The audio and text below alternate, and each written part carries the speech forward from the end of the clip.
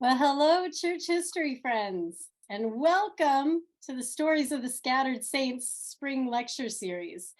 My name is Barb Walden, and it's a joy to welcome you to tonight's program with our friend Eric Paul Rogers. I hope you're as excited as I am to hear the story behind Joseph Morris and his followers who would later become RLDS. Now, joining me today are my two wonderful co-hosts, Peter Smith and Lexi Frazier. These two are taking care of all the behind the scenes magic that comes along with an online program like tonight's. Peter serves as a board member for the Community of Christ Historic Sites Foundation and as co-host of our annual Historic Sites bus tour, while Lexi is serving her second year as a summer intern in the Alma Blair internship program at the Kirtland Temple. So it's good to see both of you, Peter and Lexi, and welcome. Now, the spring lecture series is not only a great opportunity to learn a little bit of church history, it's also an opportunity to help preserve church history. In fact, last week, we announced that our generous board of directors is offering a $20,000 matching gift opportunity for the spring campaign. And I'm happy to report that there is still time and plenty of matching funds available to double your donation this week. The spring campaign raises funds for young adults who are serving as interns at the Community of Christ Historic Sites. It's a life-changing opportunity and program named in honor of Alma Blair, the college professor who served as a summer instructor in Nauvoo for 30 years. That's 3 decades of instructing in Nauvoo, and a lot of summer interns during that 3 decades. Well, we invite you to join us in honoring Alma Blair's legacy by helping fund this life-changing program. The goal of the campaign is to raise $50,000 to help fund 8 young adult interns serving in the Alma Blair internship program. So thank you all for your consideration and for helping preserve both Alma's enduring legacy and church heritage through your generous support.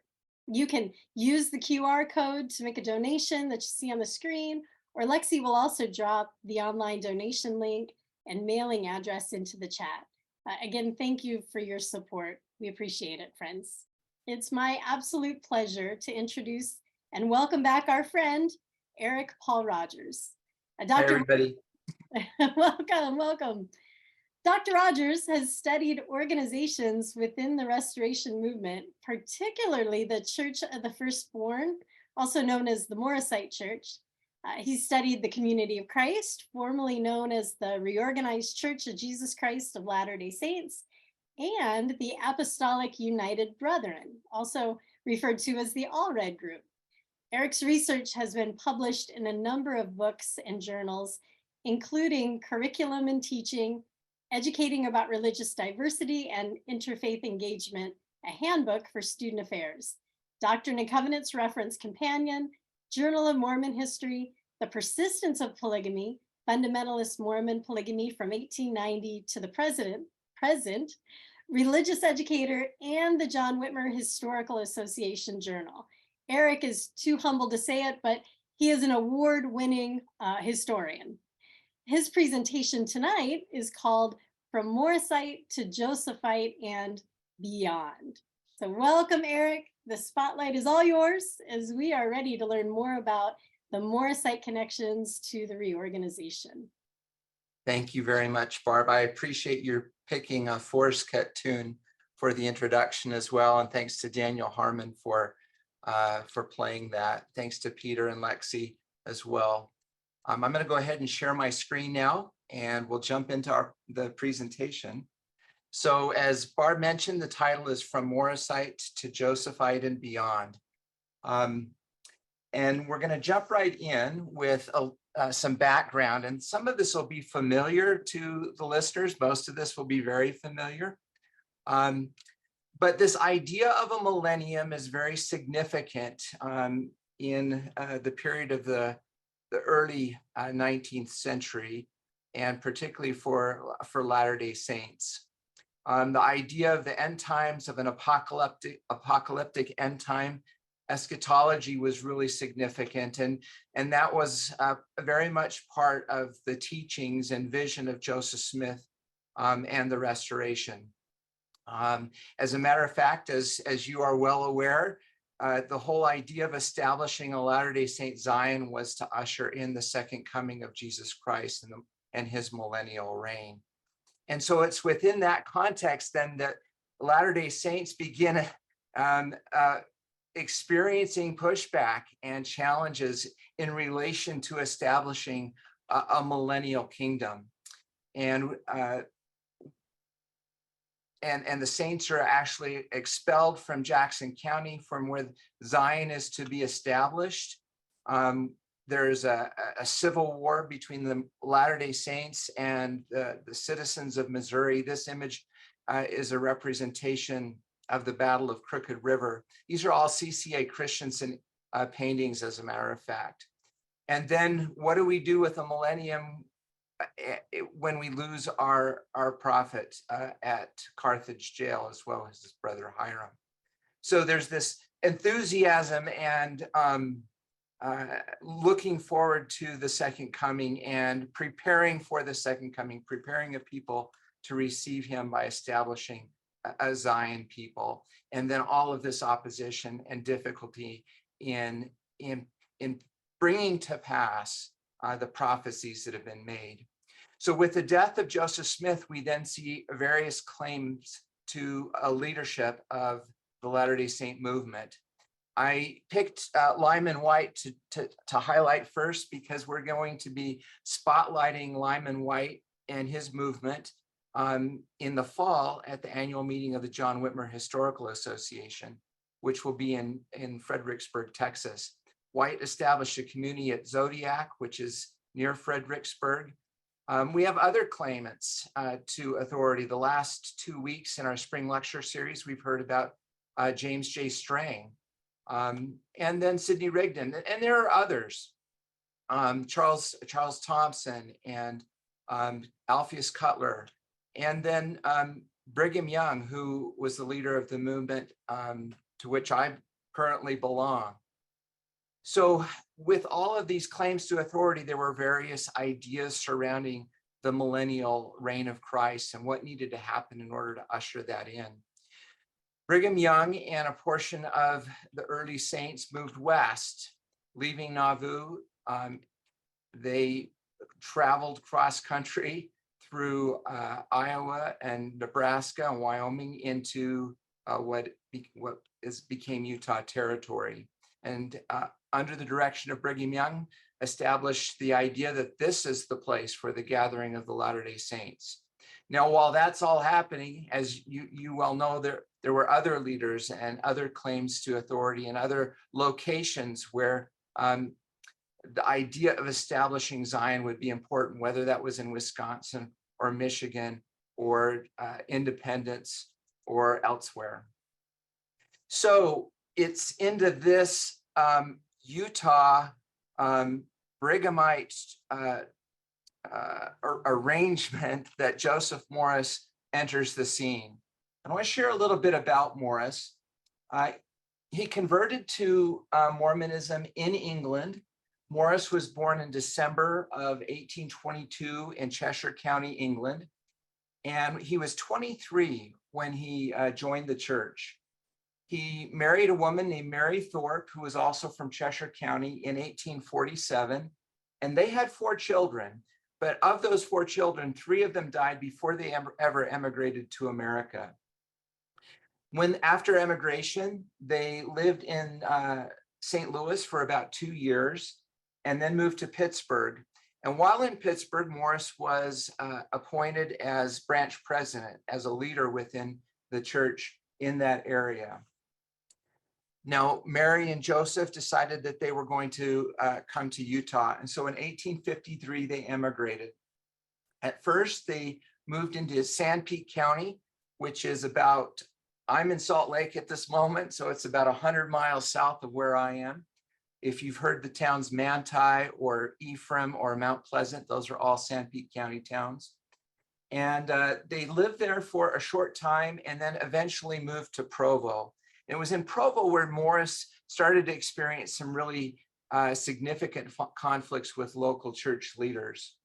Provo is about 50 miles south of Salt Lake City, so about 50 miles north of Sanpete County. And then later, Morris would move to Slaterville, which is north of Salt Lake, about 30 miles, 40 miles maybe, near Ogden. Now, Morris's reputation was not a positive one in Provo.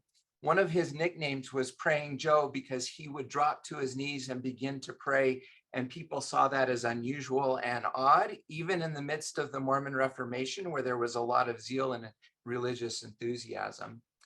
And what really caused problems for Morris with local leaders was that his state president worked very hard to convince Mary to leave Joseph.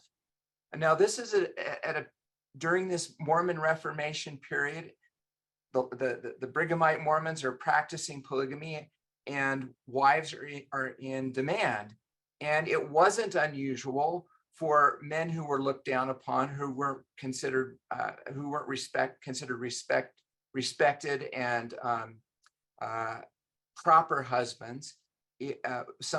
Their wives could be they would attempt to convince their wives to leave them and to marry in a polygamous relationship somebody that was, in their opinion, better equipped to serve as husband and father.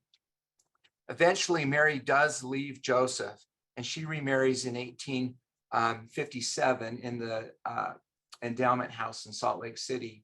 As Morris tried to remarry, his local leaders became involved in that, and it caused some serious problems. In a letter dated December 7th, 1857, so Joseph III has not yet become the president. There's no reorganized Church of Jesus Christ of Latter-day Saints yet. That's still 3 years away. In Utah, Morris writes to Brigham Young and he complains about the treatment that he's suffered at the hands of local priesthood leaders. And in that letter, he alludes to his role as a prophetic leader within the church. He complains about President Snow. He writes to Brigham Young, and in that first letter, we have that record in the church archives here in Salt Lake City. There's a marginal note that says he's weak-minded. No, we don't know if Brigham Young wrote that or if it was one of his secretaries, but there's clearly this idea that Morris may have suffered from mental illness, derangement, however that might have been characterized at the time. There is some mention by his brother that he was injured while still in England in the coal mines, and his brother William suggests that that injury may have led to some type of mental health issues. So over the next 3 years, from 1857 to 1860, Morris will write dozens of letters. And those letters to Brigham Young never get answered. As the letters develop, Morris begins to lay out his plan for co-leading the church with Brigham Young. Brigham Young should be the temporal leader, Joseph says, and I should be the spiritual leader. And again, we get marginal notes, either by Brigham Young or his secretaries, with terms like, that's just balderdash. So I want to frame the conditions in Utah a little bit more. I've mentioned the Mormon Reformation. This was a period of time, so we're 10 years from the arrival in the Salt Lake Valley, and church leaders are concerned about the spirituality and commitment of the Latter-day Saints. And so the Mormon Reformation was really a concerted effort to go about the territory, speaking to the membership, rebaptizing them, fiery sermons to get them engaged in the religion. This is an image of Jedediah Grant, who was one of those fiery preachers that were part of the Mormon Reformation. George A. Smith was another. Brigham Young is another. As a matter of fact, George A. Smith is criticized by Joseph Morris because Morris suggests that it's really George A. Smith that's leading the church and putting into place policies and practices that are that he feels like he's suffering under. So he actually initially deflects from Brigham Young, focuses on George A. Smith, but it won't be long before he clearly places the blame at the feet of Brigham Young. It's within this Mormon Reformation that the Mountain Meadows Massacre occurs. I imagine most of you are aware of that event. On September 11th, 1857, a group of Latter-day Saints attack wagon trains, the Fancher wagon train from Arkansas, and nearly 100 individuals, including men, women, and children, are killed at that time. The church leaders, local church leaders like Isaac Haight and William Dane, placed the blame on the local Paiute Indians. While some of the Paiutes did participate in the massacre, it was clearly planned and executed by the Latter-day Saints. So this is a time of significant uproar. Now, politically, the federal government is trying to place, because Brigham Young is pushing back against federal judges, the federal government tries to install a non-Mormon as judge in Utah and as governor in Utah. And Brigham Young wants to have none of that. And so his resistance causes President Buchanan to send an army to put down this Mormon rebellion in Utah. And that war that takes place is referred to by some as the Utah War. Johnston's army, some 2,500 troops, begin to come west to install a non-Mormon governor and judiciary. And so it's really a time of uproar and upheaval within the territory, not only personally for Joseph Morris, but for anybody that would stand against or in opposition to Mormon leadership. And so it's within this context that the events that follow take place. I'm going to try to frame for you some geography. It's helpful for me. I don't know if it'll be helpful for the audience, but it's helpful for me. So you can see on the right side of my slide, Salt Lake City at the bottom right. That's where I am at this moment. South Weber is about 25, 30 miles to the north. And it's at South Weber that Morris establishes a gathering of those that follow him. Now, how does he do that? Morris converted a man named John Banks, and Banks was a very well-known missionary and preacher. As a matter of fact, he had been a mission president in England. And prior to leaving for England, according to Banks, Brigham Young promised him that when he returned from his mission, that he would install him as the presiding bishop of the church. Well, when Banks returns, he goes across the street from where I am right now and says, Brigham, I'm here. I'm ready to step into the role as presiding bishop of the church. And Brigham Young reneges on his promise, which leads to a fist fight and eventually Banks being quite upset. And Banks then aligns himself with this new prophet, Joseph Morris. And Banks becomes a very effective missionary for Morris and his movement. Now, when I mentioned earlier that Morris moved to Slaterville, which is in the Ogden area. You can see Ogden on the map just north of South Weber. Slaterville, Joseph Morris moves there. He finds families that are that accept his message and invite him to move in and live with them. And a number of these families then join with him and move into a fort at South Weber. So keep this map in mind. We're going to drill down and get closer, and I want to give you a feel for what that physical geographical location looks like. You can see the mountains to the east and a canyon That's Weber Canyon to the immediate east of South Weber. The Weber River runs through that canyon, through South Weber, and alongside this fort that was called Kington Fort. It was named after an early church leader in the area. It was built in 1853, but when Johnston's army was coming from the east, Brigham Young commanded that all of the saints should move south into southern counties in order to avoid conflict with Johnston's army. And so Kington Fort was abandoned and it was left open. And so when Morris and his followers are looking for a place to gather, Kington Fort was seemingly a natural choice for them to move into. So with Banks acting as a missionary and preaching and gathering, they move into the fort. Now there's a ward, a Latter-day Saint Mormon ward in South Weber.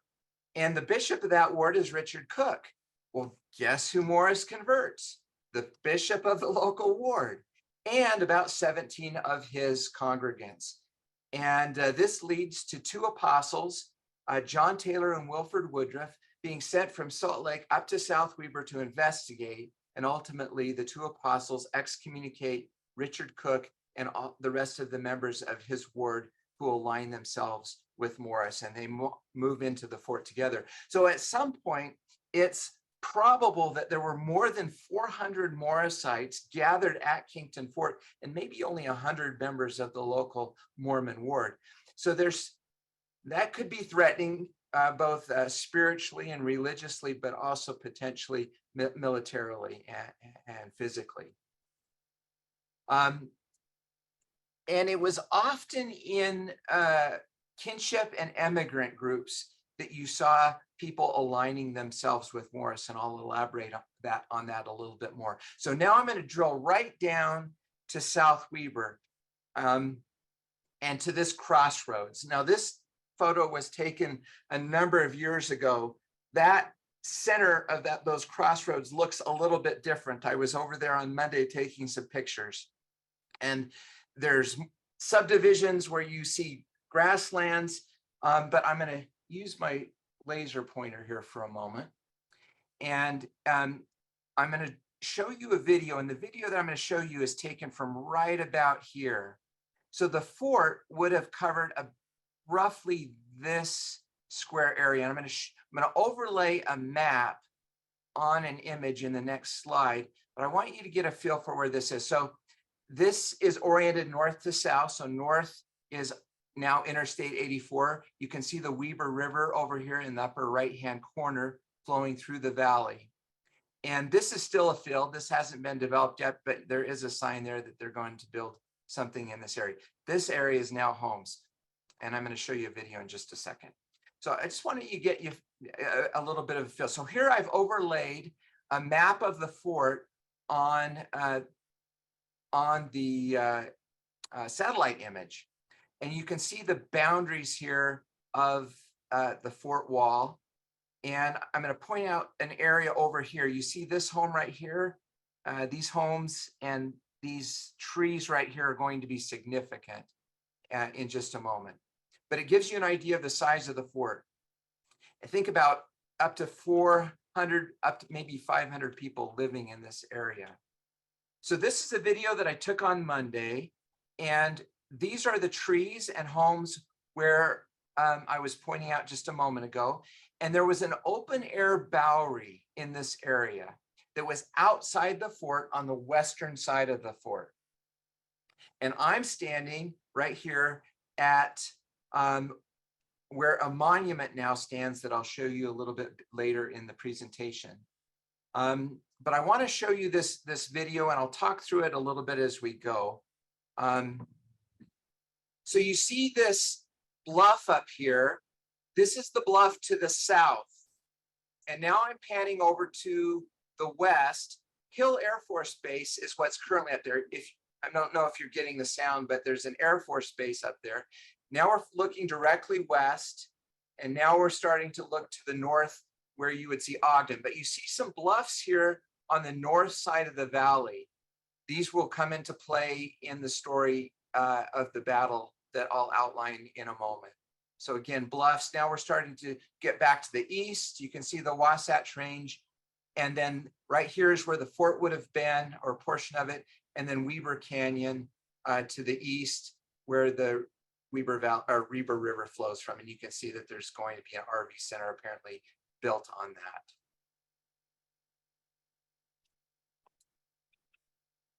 So we're now in the fort. We're about 400 or 500 strong. And in June of 1861, Morris receives a revelation that is interpreted as an injunction against planting crops because of the imminent return of Jesus Christ. Christ is coming tomorrow. Don't plant crops, because if you plant crops, that's a sign that you don't have faith. There are accounts that they even went so far as to destroy crops as an expression of faith. And Morris names New Year's Day, 1862, as the day of Christ's return. Well, it will come as no surprise to you that that day came and went without Christ's return. Nevertheless, most of his followers remained with him as he predicted new dates.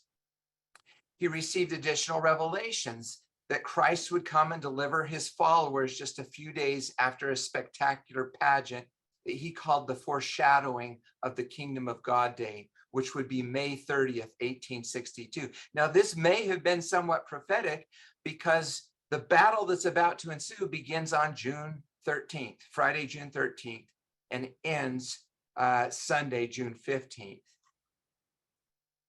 In the foreshadowing ceremony, Morris represents the Lord Jesus Christ and was hailed as the Lord over the whole earth. And the people were shouting. It was an extravagant affair. The high priesthood in its perfect organization was represented by 12 generals, apostles, riding on horseback around the square, and the high priest following 4 abreast. They marched around the square 7 times, glorifying God and praising the Lamb. These scepters were used in that foreshadowing day ceremony. And I've taken the inscription from one of those scepters and shared it with you here, and I'll read it to you. To all nations and people of all languages that now dwell upon the earth, be it known unto you that I am sent by the great King of Kings. This is Morris's scepter, by the way, and Lord of Lords, to rule over all Adam's posterity. And being his representative, I hold in my hand this emblem of power, unto which all the nations and kingdoms of the earth must bow. For I am the legitimate ruler over all the earth, and my authority is sanctioned by the first God. Therefore, I hold in my hand an emblem of my power to represent his scepter, which will shortly be given unto me.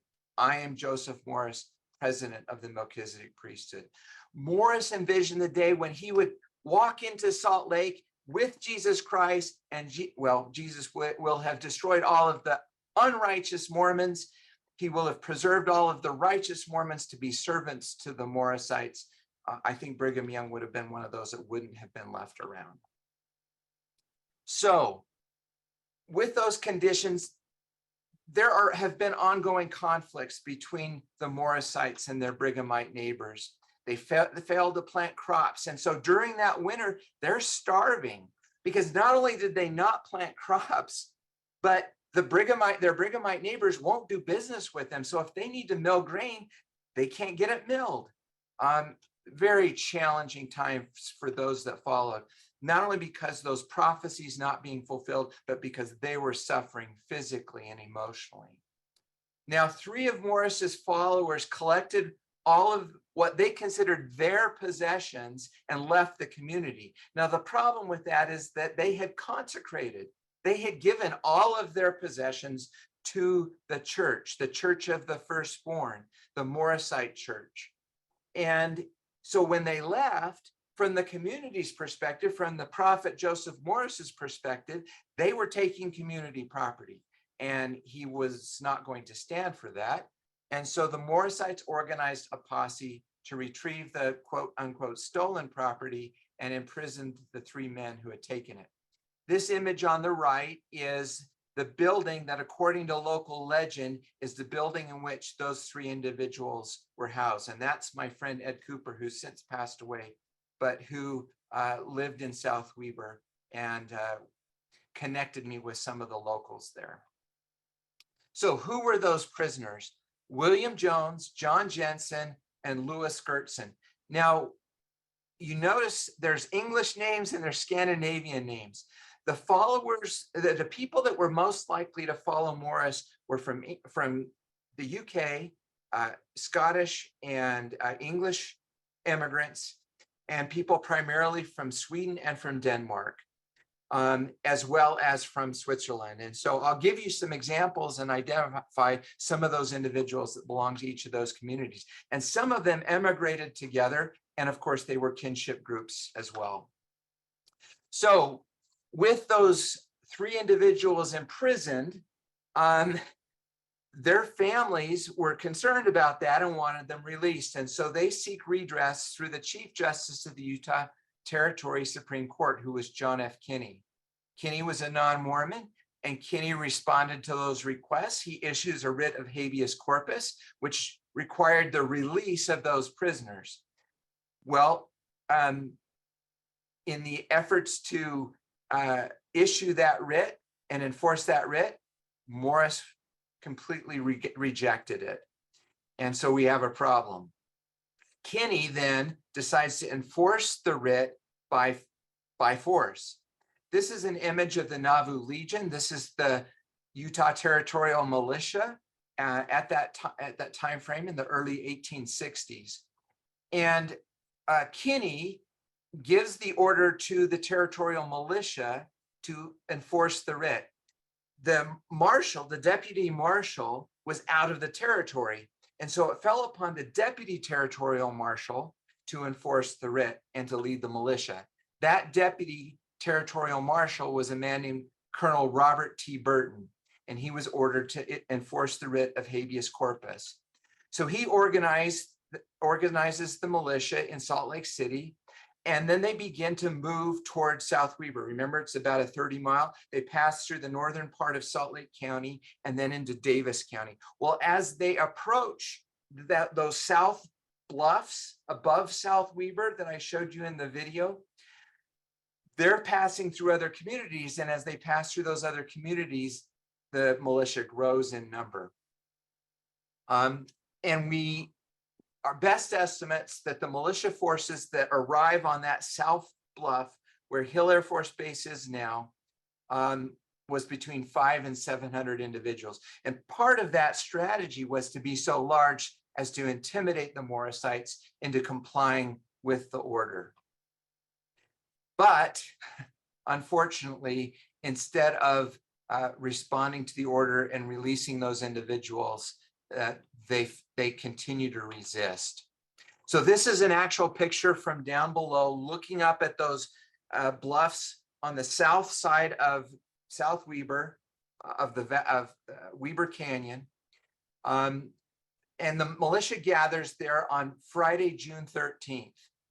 And as they begin to gather, and it looks like something's going down, civilians begin to gather on the north side of the valley, on the north of South Weber, up on those bluffs that I showed you in the video, to watch, unfortunately. And Burton gives the order to a herd boy who's up on this hillside and says, take this to Morris, because if you don't respond in 30 minutes, we're going to respond with force. Before receiving the notice, but certainly aware of the presence of the militia, Morris seeks a revelation. Now that morning, the Quorum of the 12 of the Morrisite group gathers together with Morris for their morning prayer meeting. As they come back from prayer meeting, they see the forces gathering on the south bluff, and Morris orders his followers, including the 12, to go into that bowery on the west side of the fort, outside the fort wall, where the trees and the houses were in the video, and to gather there and pray. And then he goes to seek a revelation regarding what to do. Now, this is that drawing that I overlaid, but now I've turned it. So now north is to the left, south is to the right, east is up, and west is down. And I'm going to go back to my laser pointer. This is where the Bowery is located, just right outside the fort. So here is where his followers are gathered while Morris remains in the fort seeking a revelation. Well, what happens next?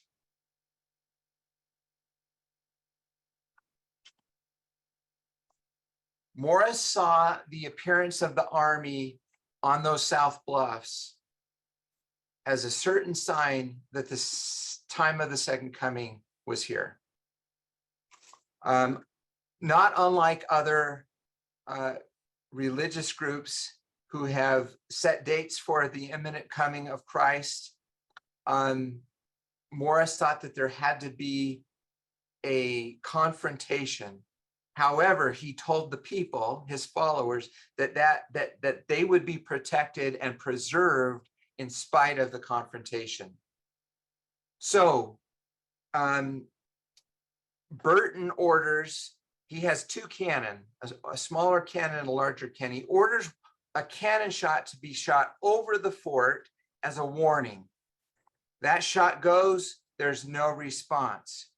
He orders a second warning shot, according to Burton and according to members of the militia, which misfires, according to them. The cannonball lands in the field west of the fort and bounds through that open air Bowery. As it bounds through that Bowery, it kills two women. And it takes the chin off a 14-year-old girl named Mary Christopherson. In Uinta, which is a community right by South Weber, there's a Daughters of the Utah Pioneers Museum, just a neat little museum. And this photo is a cannonball from the 1862 Morrisite War that was found and kept in the museum. Years ago, I knocked doors in South Weber asking, I know it's kind of sketch, but I asking, do you have any artifacts? What do you know about the Morrisite War? And I actually knocked on one door and I found out that this elderly woman was named Peak. And she said, I do have an artifact. And if you'll sit here and I will go away and come back with something that I think you'd like to see. She went away for about 15 minutes and came back with another cannonball, not this one, that she has kept in the family that's been passed down, that was recovered as they farmed that land after the Morrisite War. So the warning shot, I mentioned that 14-year-old girl, Mary Christopherson. This is Mary later in her life, but you can see the damage that was done to her chin. Luckily, she survived. There were two women that were hit by that cannonball that didn't survive. One of those women I want to just make note of was married to a man named John Baer, or Johann Lebrecht Baer, who was from Switzerland. She was from Switzerland. Her name was Susanna Ziedler. And I will talk about John Baer later. Morris immediately receives this revelation of comfort and reassurance, and yet the Morrisites begin to return fire, and Jared Smith of the militia is killed. And so a 3-day battle then ensues. This bog that you see in the image is just to the south of the fort. So you have the bluff, you have some fields, and then you have this bog, and then you have the fort. So this bog represents something of a defense for the fort. And what the militia did was they filled a wagon with stones and trees and branches and used it as a battery, and then they would push it forward and then shoot from behind that battery. It got stuck in this bog, which kind of damaged the efforts of the militia to enforce the writ in their battle against the Morrisites. Ultimately, the battle starts on Friday, goes through until Saturday. Saturday, there's a significant rainstorm, things die down, and then the battle resumes Sunday morning.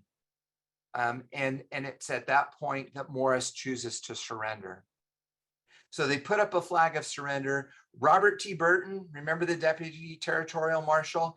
He rides his horse into the fort, and he has previously ordered that the Morrisites gather and stack all of their arms. And according to Burton, when he rides his horse into the fort, Morris gives a signal for the Morrisites in the fort to go for their weapons. And when that happens, Burton shoots at Morris, killing Morris. He shoots and kills John Banks. There's a woman who, by some accounts, tries to throw herself in front of Morris to protect him, named Isabella Bowman. She's also shot and killed. And at that point, with the death of Morris and Burton having, and the troops occupying the fort, the battle is over. What happens then after the war? Well, this is Governor Harding at the top and Colonel Patrick Connor at the bottom. Harding is the federally appointed governor, non-Mormon. Connor is a staunch anti-Mormon who leads the California Volunteers, which is the federal military attachment in Salt Lake City, up where at a place called Fort Douglas, where the University of Utah is currently located. If you followed the 2002 Olympic Games, Fort Douglas was used as housing for the Olympic athletes during the 2002 Olympics. Non-Mormons in Utah petitioned Governor Harding to pardon the Morrisites, all of them. So they were almost all of them were brought up on charges. The governor's pardon of all the Morrisites outraged and enraged all of the Mormons, or most of the Mormons. So the Mormons petitioned President Lincoln to dismiss Governor Harding, and the non-Mormons petitioned President Lincoln to dismiss Judge Kinney, who had issued the writs and presided at the trial. And after all of these legal proceedings, you're left with the majority of Morrisites leaving the territory. And Patrick Connor, he leads a large group, probably the largest contingent of Morrisites, out of Salt Lake into Idaho, and they settle at a place called Soda Springs, including Mary Christopherson Anderson, who I'll talk about a little bit more. Another group goes to Carson City, Nevada, and another group ends up either going directly to Deer Lodge, Montana, or going to Soda Springs and then to Montana, and some stay in Utah. Burton would be tried for the murder of Isabella Bowman 17 years later and acquitted. Some of you may be familiar with the work of Ken Godfrey. And if you want to know about the trial of Isabella Bowman and dig deep drill down into that part of the Morrisite story, I strongly recommend Ken Godfrey's research. Oh, by the way, when Burton, 17 years later, is tried for the murder of Isabella Bowman, he is a member of the presiding bishopric of the Church of Jesus Christ of Latter-day Saints. So I told you that there was a monument located at that site where I took that video. This is that monument. And you can see the field behind where the fort was located.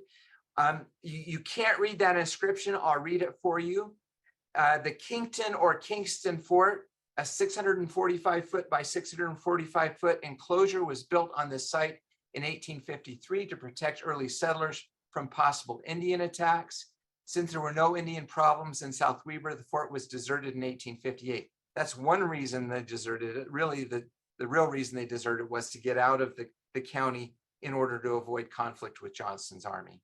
In early 1862, the fort was taken over by Joseph Morris, an excommunicated member of the church who had founded a church commonly known as the Morrisites. At one time, the Morrisite fort population exceeded 200 men, women, and children. On the roll of membership, we can show around 430, so that's probably not accurate. In June 1862, 3 men who no longer believed in Morris's teachings attempted to leave the fort. They were captured by a posse, forcefully returned. Responding to report by observers of this action, the sheriff and a small posse approached the fort with the intention of taking the men for a formal hearing on charges of which they were accused. By the way, the sheriff is Lot Smith at that time. Lot Smith, who you may be familiar with from other Mormon history in Utah and elsewhere. As a matter of fact, Lot Smith was among those who harassed and burned wagons of Johnston's army to slow down their advance from the east through Echo Canyon and into the Salt Lake Valley. So the request was denied, further attempts were blocked, and so Governor Fuller ordered a militia under the command of Robert T. Burton to proceed to the fort. Even this large, heavily armed group failed to free the imprisoned men. A cannonball fired into the fort killed 2 women and seriously wounded a teenage girl. As the army assaulted the fort and breached the gates, 2 militiamen were killed.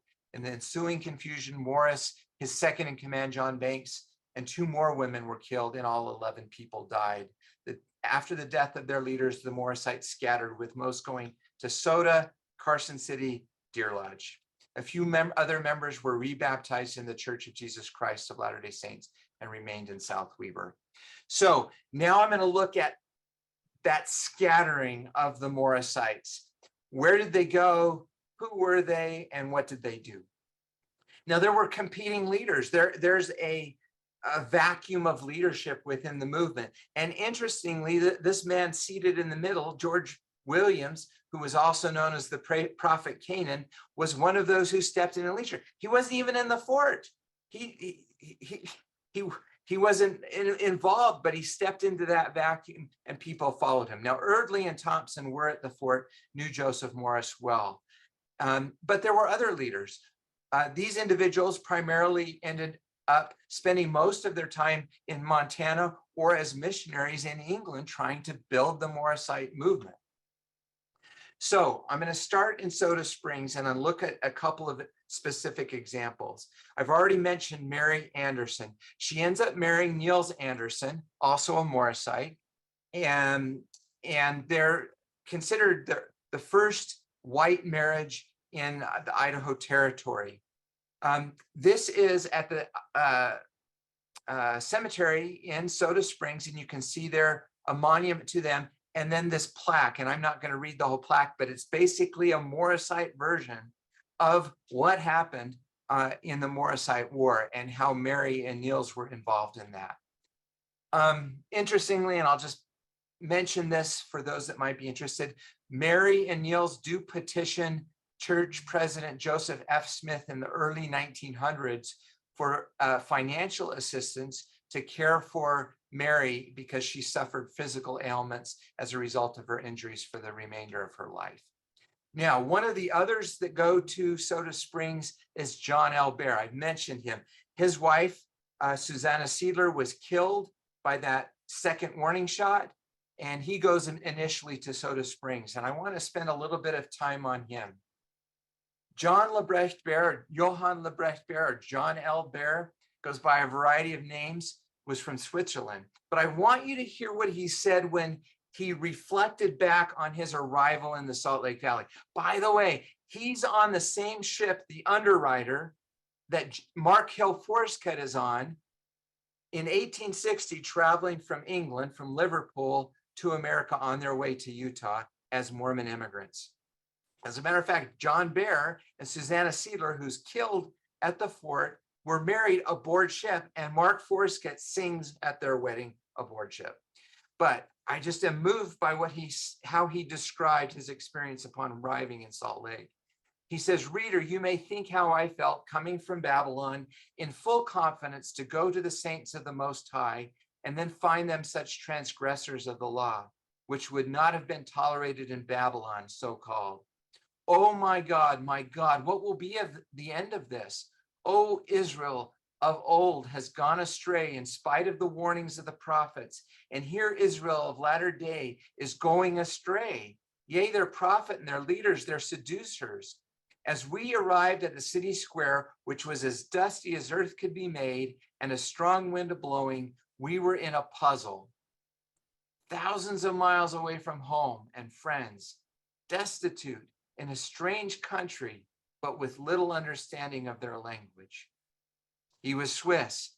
Many of the immigrants that end up in the Morrisite movement were Danes. Morris even has his revelations translated into Danish for his followers to understand.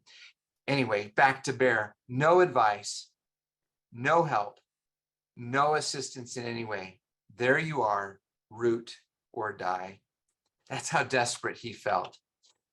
Bear joined the church in 1856 in Zurich, emigrated in 1860. I mentioned his wedding. He's baptized as a member of the RLDS Church in 1869 at Malad by Edmund C. Brand, and he's confirmed by David H. Smith and E.C. Brand. So quite an interesting pedigree. I think the railroad goes in 1868, which leads to more RLDS missionaries coming to Utah, and Malad was a place where they had particular success. He's ordained an elder in November, the same day he's baptized by Edmund Brand. And he serves a mission to Switzerland and Germany for the RLDS Church as appointed by the 1872 conference, returns in 1874, and then he's ordained a 70 in 1880 in Plano by John Lake, Mark Forsket, and William Kelly.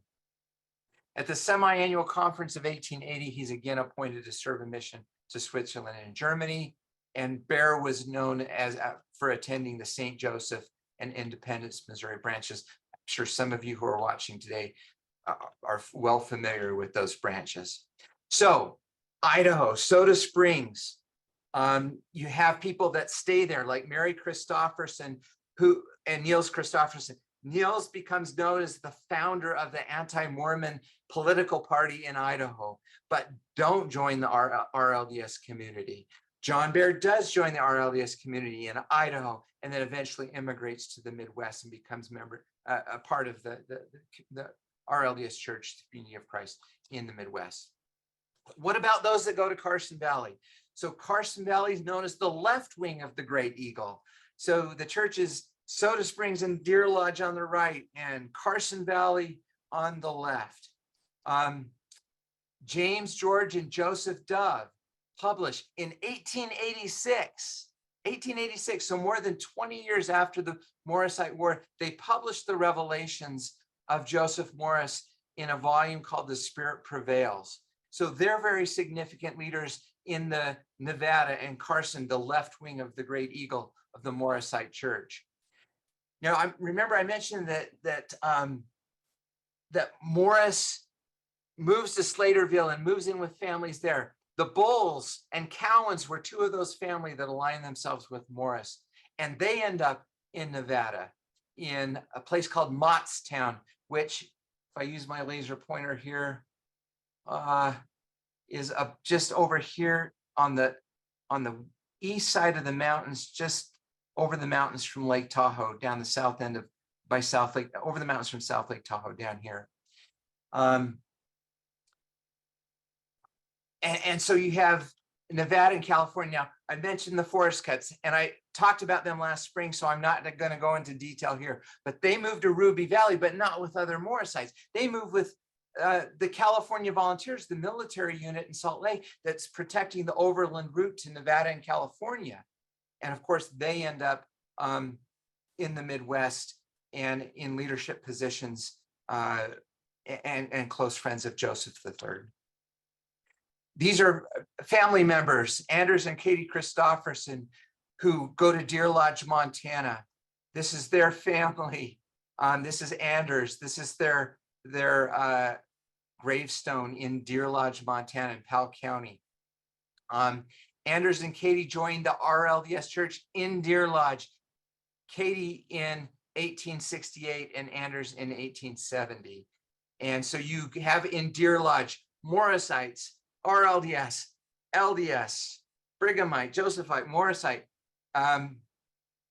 pretty much until this day. Although you can't probably find somebody that would say that they're a Morrisite to this day, but there are artifacts and remembrances of the Morrisite movement. Here are, they built a church there. This is a place called Racetrack, where they built a house of the Lord. This is the only remaining building left of the Morrisite movement. Andrew Henriksen was a Danish immigrant, never knew Morris, never affiliated with the Mormon church, but he comes to Montana and he leads the Morrisite church in Montana from 1860 as that shouldn't be 1860s, that should be 1886. That's a typo, sorry about that. And then he's succeeded by George Johnson, who's the last official leader of the Morrisite, also a Danish immigrant who was never a Mormon. And when he dies in the 1850s, essentially the Morrisitism dies too, with the church remaining and family members who are now in the LDS Church, in the RLDS Church or Community of Christ, or in mainstream Protestant churches or outside of organized religion altogether. I'll mention just really quickly, one of those that went to Montana was William Davies. Davies had a child who he had a revelation was Jesus Christ, had two more children that he claimed were God the Father and the Holy Ghost. Unfortunately, those children didn't survive. But when you hear the term Walla Walla Jesus, that's because William Davies, while in Deer Lodge, has a revelation that he needs to go to Walla Walla and establishes a splinter group there under his direction that gets quite a following from people in Oregon and Washington. People stayed in Utah. I took this picture on Monday. There is a gravesite in the Pioneer Cemetery that says Joseph Werner Morrisite. Interestingly enough, when I have been knocking doors in South Weber, there were people that were never Morrisite, not associated by family or in any other way with the Morrisite, but because of where they lived in South Weber in the 1950s, 60s, and 70s were referred to derogatorily by their elementary school friends as Morrisites because of where they lived. So this is the role of membership. I hope you'll look at these surnames, and I hope you'll help me identify which of these individuals, which of these families ended up in the RLDS Church. Now, I do know, I've already identified some of them. Niels Anderson, John Lebrecht Bear, Mary Christofferson. I know the Eliassons ended up in the RLDS Church because I crashed one of their family reunions in Deer Lodge in 2012. And so I know about their connections with the RLDS Church and with the Morrisite movement. And I've mentioned Forest Cut. So I hope that please share my email address in the chat. And if you see names here and you can help me make those connections, please reach out to me. And now I'll open it up for questions. Woo, that was a lot of great information. Thank you, Eric. Thank you for sharing the fascinating story of Joseph Morris and the individuals who later ended up in the organization. I was a little disappointed I didn't see any Waldens on your list, but there were a lot of familiar names. And my lights in my building went off. I think that's because I was talking about the Morrisites in the church office building. So I want that on record. You know, if something happens to me, there's evidence here. You have 115 witnesses. Gosh, this is truly a fascinating part of the Scattered Saints story. And I think we could have easily listened to you for another hour. I'm sorry to say that we'll bring our evening program to a close. Oh, I'm sad. I'm sad too. So our sincere thanks to Eric for joining us from Utah and for revealing this fascinating side of the Scattered Saints story with us tonight. You always capture our attention as a great storyteller and historian. So thank you, thank you, thank you. Thank you. Also, a big thank you to Peter and Lexi for helping out behind the scenes. And lastly, an immense amount of gratitude to all of you in the audience for your love of a good story and for generously supporting the Alma Blair internship program through your gifts to the spring campaign. Thank you so much.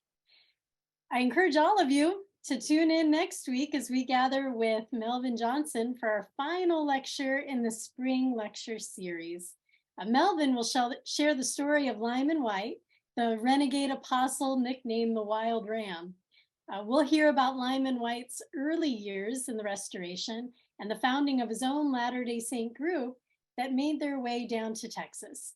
The lecture is called Lyman White and Mormon Trails in Texas Dust, the Wild Ram and his flock in the Texas Hill Country before 1860.